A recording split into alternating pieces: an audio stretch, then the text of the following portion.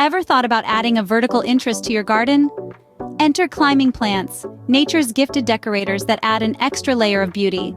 From fragrant honeysuckles to vibrant clematis, each has unique traits ideal for vertical gardening. Imagine your garden transformed by these magnificent climbers. But why should you consider vertical gardening? Well, think increased space, superior pest control, and a stunning aesthetic appeal.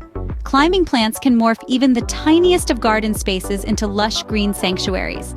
Who wouldn't want a garden that's not just spread out but reaching for the skies? Now, how do you choose the right climbing plants for your garden?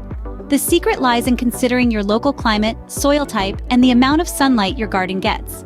For instance, clematis thrives in cool, moist soil and partial sun, while jasmine loves warmer climates and full sun.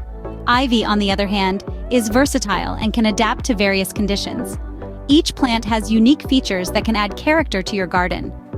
Remember, the right plant can make all the difference. Once you've got your climbers, how do you ensure they thrive? Well, it's all about regular maintenance. Watering is key, but don't drown them. A good soak once a week should suffice. Pruning is also important.